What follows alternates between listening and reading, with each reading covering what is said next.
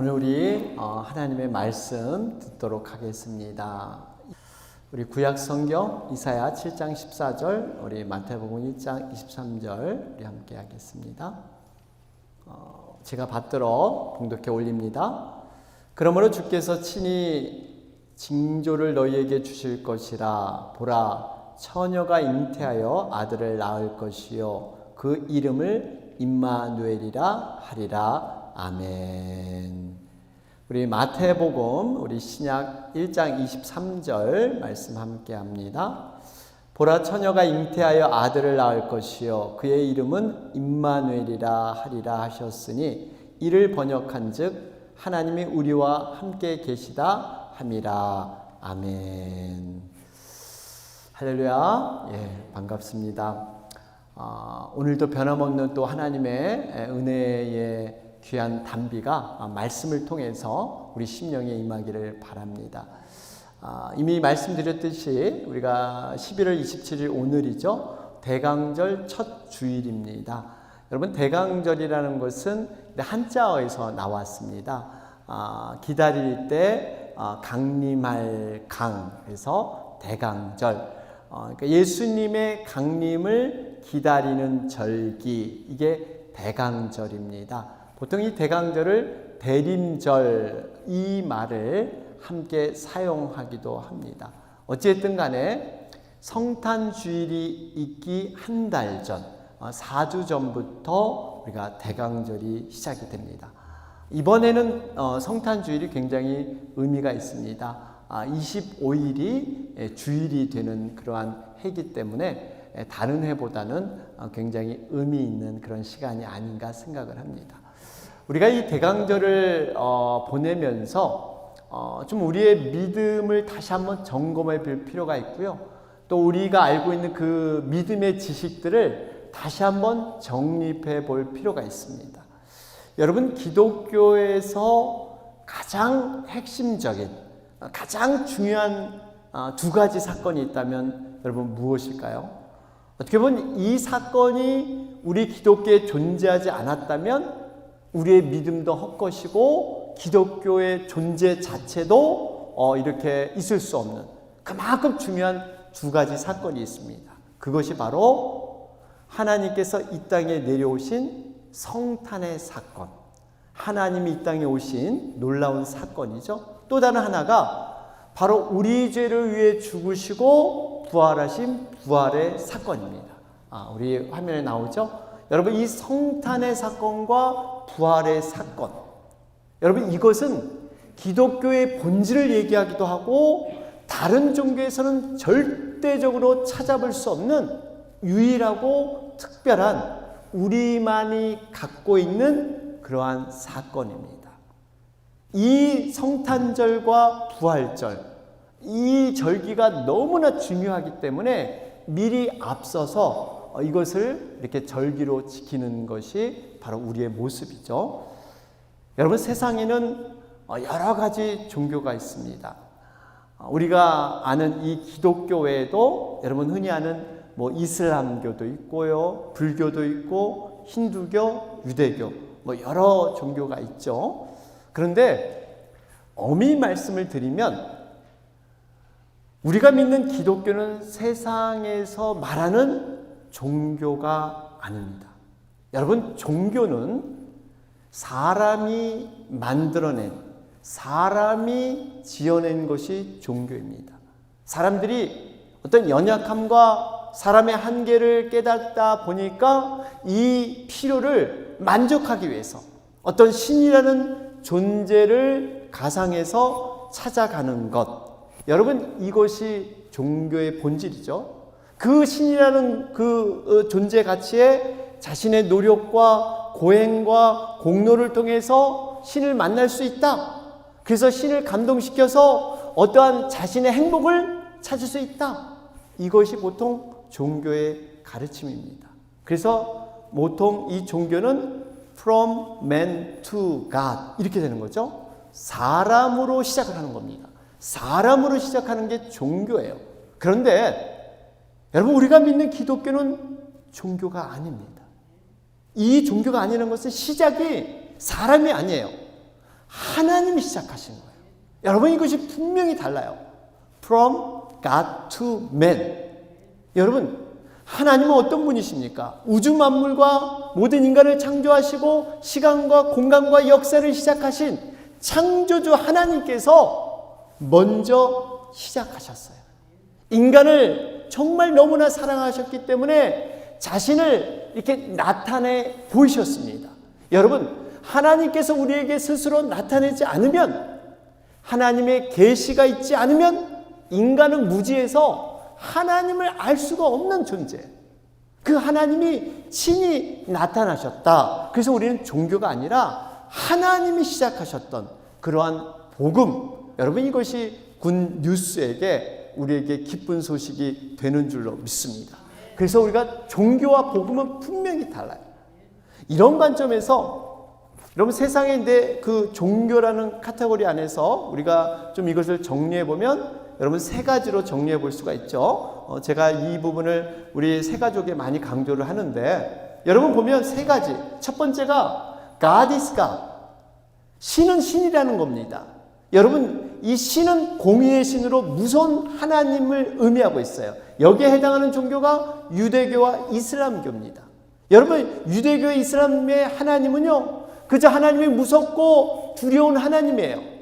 사람들의 상황과 형편을 살피기보다는 공의로만 통치하시는 하나님, 신의 뜻에 저항하거나 죄를 지으면 무서운 형벌을 내리는 그러한 하나님으로 알고 있습니다. 두 번째가 Man is God. 바로 사람이 신이 될 수 있다, 이렇게 믿는 거예요. 여러분, 여기는 힌두교나 불교나 뉴에이지 운동, 이런 것들이 해당이 돼요.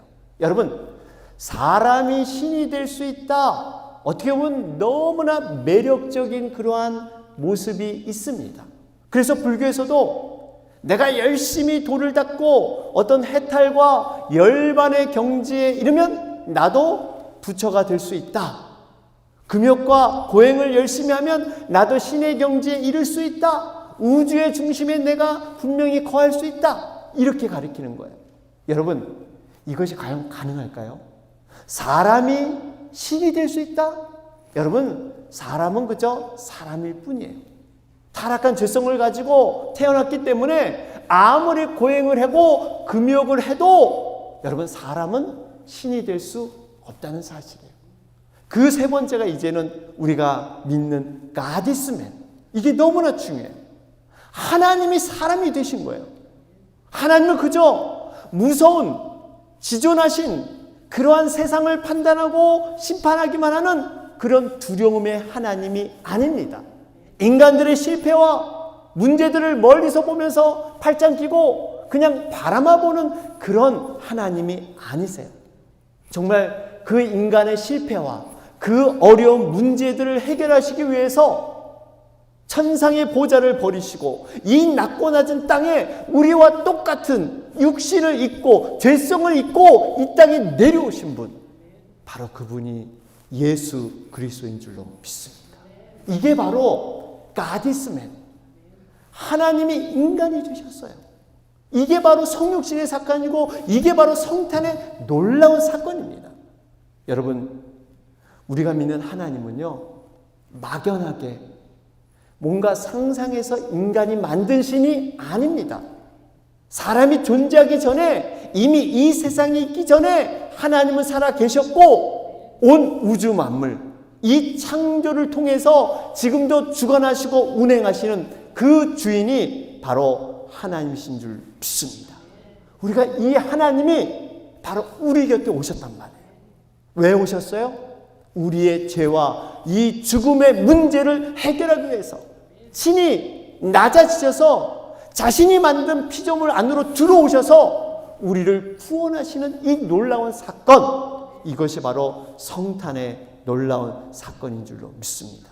그래서 이 성탄 사건이 왜 중요하냐면요, 하나님이 어떤 하나님인가를 알려주고 있고요, 과연 참신, 참 하나님이 어떤 그러한 모습이 돼야 될 것인가를 보여주신 것, 그 의미에 있기 때문에 성탄이 중요한 줄로 믿습니다.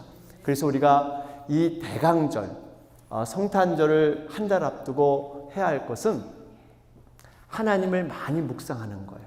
특별히 우리 곁에 오신 예수 그리스도, 그분을 많이 생각을 하면서 정말 이 의미가 나에게 무슨 의미가 있는가, 과연 이 성탄의 의미가 나에게 어떤 의미가 있는가를 돌아볼 필요가 있습니다. 여러분, 이 대강절에는 두 가지 의미가 있죠. 하나는 구약 성경에서 예언한 그대로의 사실이 그대로 실현됐다는 겁니다.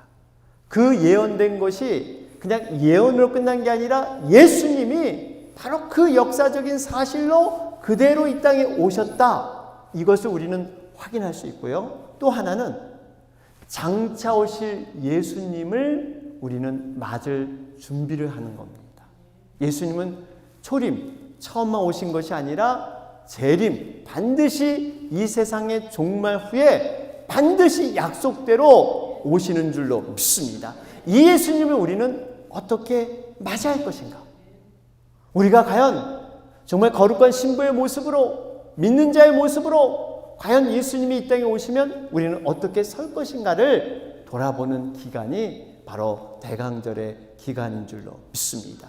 여러분, 기다린다는 것 우리가 생각해 보면 참 기다림에는 두 가지 종류의 기다림이 있는 것 같습니다. 하나는 어떤 설레이는 기다림이 있을 거예요. 여러분, 설레이는 기다림이 있죠? 뭔가 어떤 물건을 이렇게 신청해서 물건이 오기를, 내가 좋아하는 물건을 받기 전에 들는 그러한 설렘의 기다림, 데이트를 하면서 어떤 남녀 간의 그 만날 시간을 이렇게 사모하면서 기다리는 그 기다림. 반면에 약간 두려움의 기다림도 있습니다. 우리가 어렸을 때에 여러분 경험해 봤지만 이렇게 주사를 맞으려고 하면요, 내 순서가 언제 되나, 내 친구들이 앞에 이렇게 쫙 서 있으면 내 순서가 언제 올까, 이 기다림 굉장히 두려움. 또 이렇게 시험을 또 잘 봤으면 결과가 기다려지겠지만 이 시험을 못 봤단 말이에요. 그리고 이 또 시험 점수가 나오는 그 두려움의 기다림. 여러분, 이 기다림이 이 두 종류가 있습니다. 여러분, 분명히 설레이는 기쁨의 기다림이 있는가 하면 두려움의 기다림도 있습니다. 똑같은 기다림의 시간이 있지만 기다림의 대상이 누구이고 어떤 일로 기다리느냐에 따라서 행복해할 수도 있고 긴장될 수도 있다는 거예요. 여러분, 예수님께서 만약에 초림처럼 이 재림이 바로 우리 앞에서 이루어진다면 우리는 그 재림을 어떤 마음으로 그 재림을 맞이하겠습니까? 정말 주님을 사랑하고 주님 오시기를 간절히 기다리는 자에게는 여러분, 그 기다림이 설레고 즐거운 기다림이 될 줄로 믿습니다.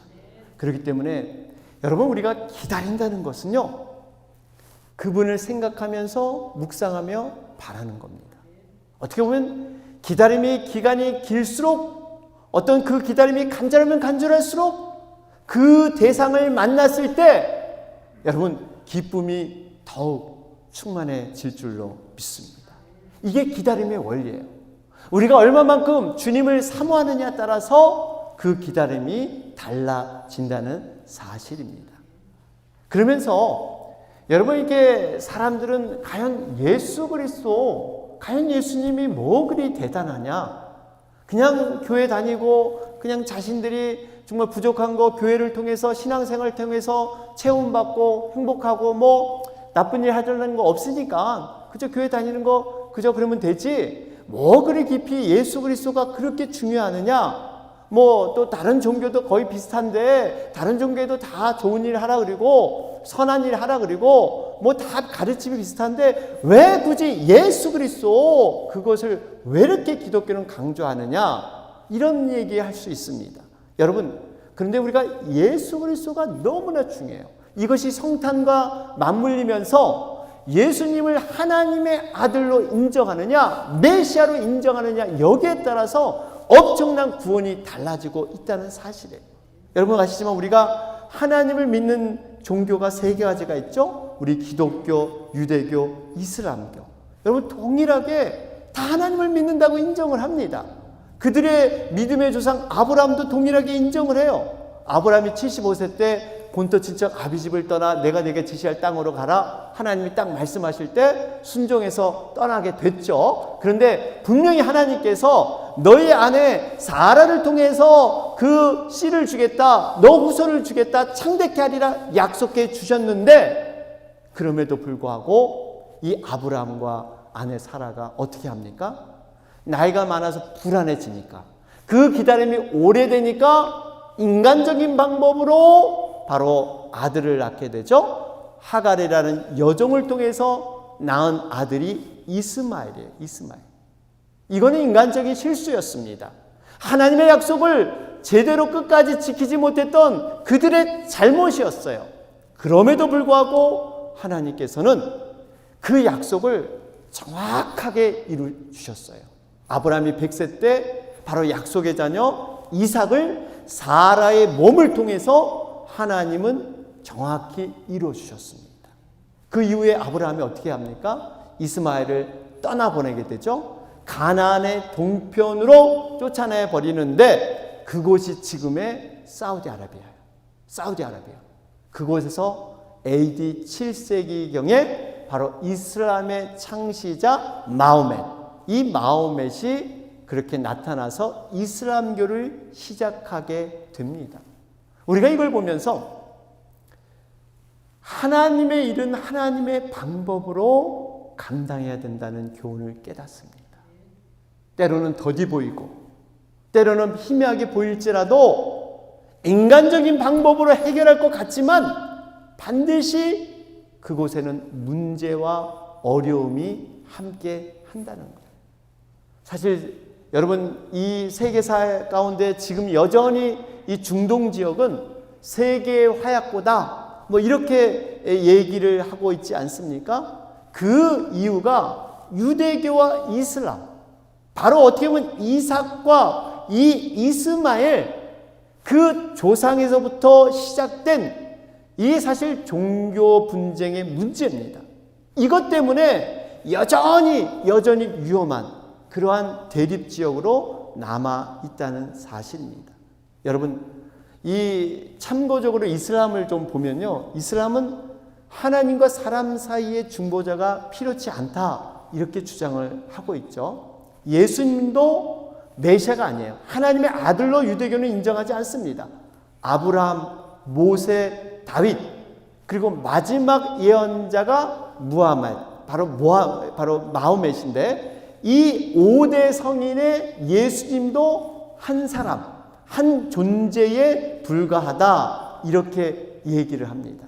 오히려 마지막 이 무하메드, 이 사람이 정말 더 중요한 선지자다, 이렇게 그들은 믿고 있는 것이죠. 그러다 보니까 성부, 성자, 성령, 이 삼위일체 하나님을 그들은 받아들이지 않고요, 예수님의 신성을 인정하지 않습니다. 여러분, 반면 유대교는 어떨까요? 유대교는 자신들이 이삭만 유일한 자손이다, 약속의 자손이다, 이렇게 주장하며 그들은 믿고 있는데, 하나님의 신성을 모독한 그러한 이 모습이 바로 예수님이 있다. 그들은 예수님을 하나님의 아들로 인정하지 않기 때문에 아직도 오실 메시아를 그들은 기다리고 있습니다. 유대인들은 아직도 하나님이 메시아를 보내줄 것이다, 이렇게 믿고 있어요. 예수님을 인정하지 않습니다.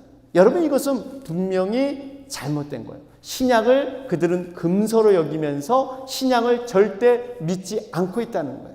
여러분, 제가 왜 이렇게 짤막하지만 새 종교에 대해서 이렇게 얘기를 드리냐면, 그만큼 예수 그리스도를 어떻게 받아들이고 어떻게 믿느냐, 어떻게 신앙 고백을 하느냐가 얼마나 중요한지 몰라요. 단순히 하나님을 믿고 하나님을 믿지 않느냐, 이게 중요한 게 아니라 예수 그리스도. 여러분, 이 예수님을 하나의 성인 중에 한 사람으로 받아들인다면 우리가 믿는 믿음은 다 허사입니다. 의미가 없어요.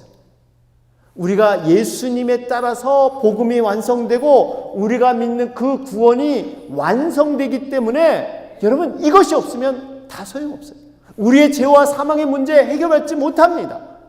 여러분, 그만큼 예수 그리스도는 하나님의 아들이시다, 신성한 존재로 이 땅에 오신 그러한 분이심을 여러분 고백해야 할 줄로 믿습니다.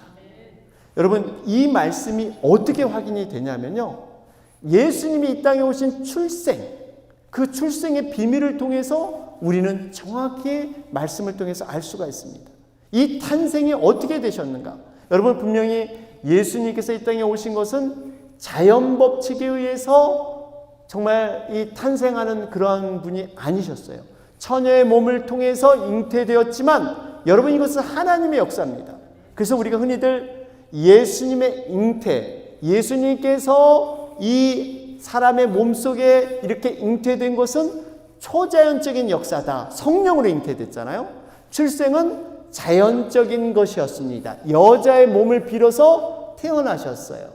이렇게 초자연적인 역사와 자연적인 역사, 이게 바로 잉태와 출생에 들어있고요.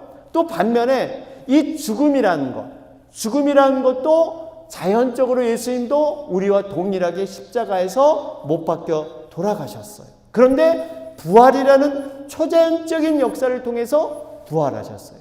결국 이 무슨 의미입니까? 예수님의 출생과 죽음에는 초자연적인 기적의 역사와 자연적인 역사, 이것을 두 가지를 다 공유하고 이 땅에 오셨다는 사실이에요. 여러분 이 모습이 그냥 단순히 있는 게 아니라 이미 이사야 선지자를 통해서 700년 전에 이미 예언된 말씀이 그대로 이루어진 줄로 믿습니다. 오늘 본문 이사야 7장 14절을 한번 보실까요? 여기 보니까 그러므로 주께서 친히 징조를 너희에게 주실 것이라. 보라, 처녀가 잉태하여 아들을 낳을 것이요 그 이름을 임마누엘이라 하리라.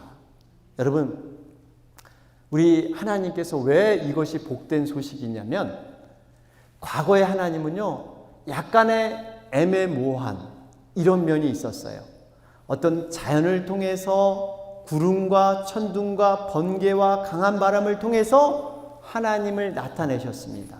그러다가 선지자를 통해서 하나님의 뜻을 그 선지자에게 전하고 그들이 백성들에게 전하는 이런 방법을 쓰셨는데, 이제는 직접 하나님께서 이 땅에 내려오셔서 바로 예수 그리스도를 통해서 직접 말씀하시고 행동하셨다는 이 놀라운 사실입니다. 어떻게 보면 더 이상 하나님께서 하나님 자신을 내보여 줄 수 있는 더 새로운 방법이 없습니다. 이게 마지막 방법이에요. 인간의 몸을 입고 이 땅에 오셨다는 것. 여러분 그렇기 때문에 우리가 이것이 우리에게 기쁜 소식이고 복된 복음의 소식이 되는 줄로 믿습니다. 마태복음 1장 18절에도 여기 보면 예수 그리스도의 나심은 이러하니라. 그의 어머니 마리아가 요셉과 약혼하고 동거하기 전에 성령으로 잉태된 것이 나타났더니. 여러분 여기 보세요. 약혼하고 동거하기 전, 다시 말하면 육적인 관계를 맺기 전에 성령으로 잉태되었다 분명히 말씀하고 있습니다. 또 요한복음 1장 14절에도 말씀하고 있지 않습니까? 어떻게 말씀해요? 말씀이 육신이 되어 우리 가운데 거하심에 우리가 그의 영광을 보니 아버지 독생자의 영광이요 은혜와 진리가 충만하더라. 말씀은 곧 하나님이십니다. 하나님께서 육신이 되셔서 우리 가운데, 이 죄인된 우리들 가운데 거하셔서 우리의 문제를 해결하기 위해서 오셨다는 사실이에요. 이게 얼마나 놀라운 사실입니까? 다른 종교에서는 볼 수 없는 특별한 유일한 사건입니다. 그러면서 한 가지 눈여겨보아야 할 것은 예수님의 족보에도 이미 성령으로 잉태되었다는 사실을 이미 나타내고 있다는 거예요. 여러분 신약을 보면 예수님을 요셉의 아들이라고 기록한 본문이 하나도 없습니다. 예수님을 요셉의 아들이다. 여러분 이런 본문이 없어요. 우리가 족보를 보려면 마태복음을 보면 우리가 잘 알 수가 있죠. 신약의 마태복음 처음에 쭉 족보가 기록되어 있지 않습니까? 여러분 마태복음은 유대인들이 나름대로 자신의 혈통과 가문을 중시하기 때문에 유대인들을 위해서 쓴 그러한 서신이기도 합니다. 마태복음 1장 1절을 잠깐 보시면 여기 보니까 아브라함과 다윗의 자손 예수 그리스도의 계보라 이렇게 시작하면서 이 족보에 대해서 설명을 하고 이 족보가 무엇을 누구를 가리키기 위해서 하는 것인가 말씀하고 있습니다. 그런데 이게 아브라함부터 이어진 예수님의 족보는 4명의 여자 이름이 등장을 합니다. 4명의 여자 이름이 바로 누구냐면 바로 이런 사람들이죠. 다말, 라합, 우리아의 아내가 바세바죠. 그 다음에 마리아. 이렇게 다말과 라합과 우리의 아내 마리아가 등장을 하는데 여러분 여기 이 족보는 굉장히 규칙적이고 형식이 강하면서 보수적인 것. 여러분 어떤 이 족보를 보면 나름대로 패턴이 있습니다. 룰이 있어요. 이것을 깨면 족보의 가치가 없어질 정도로 이것은 굉장히 중요합니다. 여러분 우리나라 족보에도 이렇게 항렬이 있고 뭐 여자 이름은 함부로 올라가지 않고 나름대로 그 어디 앞에 쓰느냐 이 조금이라도 이 간격을 두느냐 안 두느냐에 따라서 엄청난 그런 차이가 있습니다. 바로 이들도 마찬가지예요. 이들의 그 패턴을 보면 이런 패턴이죠. 여러분 한번 거기 보시면 마태복음 1장 3절을 보세요. 3절을 보시면 유다는 다말에게서 베레스와 세레를 낳고 그렇게 적었어요. 그 다음에 1장 5절 보세요. 마태복음 1장 5절 보면 살몬은 라합에게서 보아스를 낳고 마태복음 1장 6절입니다. 다윗은 우리아의 아내에게서 솔로몬을 낳고 여러분 여기 보면 일정한 그 법칙이 있어요. 뭐냐면 여자의 이름이 기록될 때는 반드시 앞에는 남편의 이름이 기록되면서 아이를 낳은 여인의 이름이 기록되면서 자녀의 이름이 기록되는 이것이 하나의 룰이고 패턴입니다. 이런 룰에 벗어나면 이 족보의 어떤 이 가치, 족보의 그 의미가 없어져요. 그래서 남자 이름, 여자 이름, 자녀 이름 이런 패턴인데 이것이 갑자기 바뀌는 그러한 말씀이 기록되어 있습니다. 이걸 바로 마태복음 1장 16절 말씀이에요. 여기 보니까 1장 16절에 어떻게 기록됐냐면 야곱은 마리아의 남편 요셉을 낳았으니 마리아에게서 그리스도라 칭하는 예수가 나시니라. 여러분 이 뒷부분을 보면 마리아에게서 그리스도라 칭하는 예수가 나시니라. 이 부분을 남편 요셉을 낳았으니 이 부분과 연결해서 원래 패턴을 쓴다면 이렇게 써야 돼요. 요셉은 마리아에게서 예수를 낳으니라 이렇게 써야 돼요. 남자의 이름, 남편의 이름이 들어가고 여자의 그런 이름이 들어가고 아이의 이름. 여러분 이 패턴을 완전히 이 16절에서 바꿔버립니다. 여러분 이 의미가 뭐예요? 바로 이 예수님은 요셉을 통해서 정식 결혼한 어떠한 남편과 아내를 통해서 낳은 분이 아닌 줄로 믿습니다. 마리아를 통해서 낳았지만 성령으로 잉태했다는 사실을 이미 족보에서 분명하게 기록되어 있다는 사실이에요. 여러분 이것이 너무나 중요해요. 우리가 마리아 동정녀 여러분 결혼하지 않은 아직 그 부부의 그러한 관계를 모르는 그 동정녀를 통해서 바로 예수 그리스도가 이 땅에 태어났다는 이 사실이 얼마나 중요한지 몰라요. 안타깝게 제가 신문을 보니까 올해 기독교 여론조사 기관인 라이프웨이 리서치에서 일반인은 물론 교인들까지도 오해하는 기독교 교리를 이렇게 조사를 했는데 그 결과를 보면 의외로 충격을 주고 있습니다. 여러분 예수님은 하나님이 육신이 된 분이시다. 이렇게 우리는 분명히 믿고 분명히 붙잡고 있는데 이들은 하나님께서 창조하신 피조물이다. 예수 그리스도는 하나님이 가장 먼저 창조한 피조물이다. 이렇게 믿고 있는 사람이 상당수가 있어요. 여러분 예수님을 창조한 피조물이다. 하나님이 창조한 가장 완벽한 피조물이다 믿는 사람이 미국인 중에 55%. 여러분 엄청난 숫자죠. 55%가 신문을 보니까 아직도 그렇게 믿고 있는 거예요. 그러면서 53%는 예수는 위대한 선지자이지만 하나님은 아니다. 여러분, 반 이상이 정말 예수님이 하나님의 아들, 하나님이시다라고 믿지 않는다는 거예요. 이게 바로 일반인뿐만 아니라 믿는 자 중에서도 여전히 이렇게 믿는 사람이 너무나 많다는 사실입니다.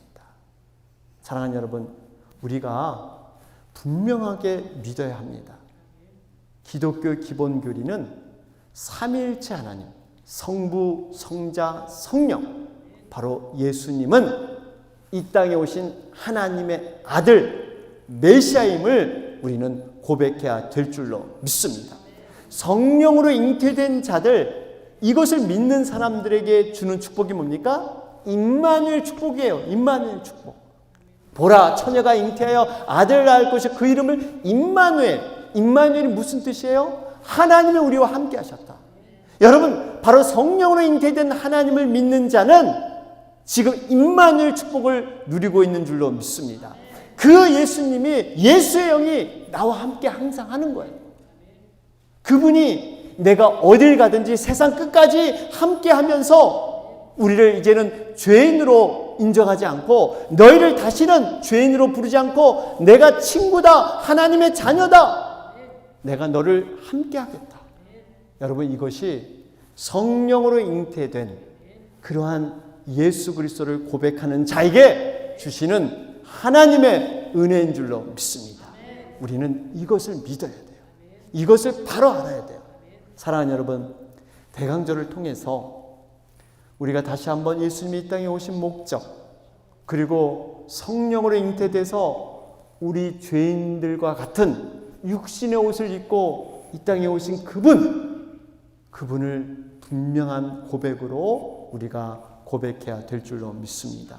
임마누엘의 하나님, 여러분, 하나님은 우리와 함께 하십니다. 예수의 영이 우리와 함께한 줄로 믿습니다.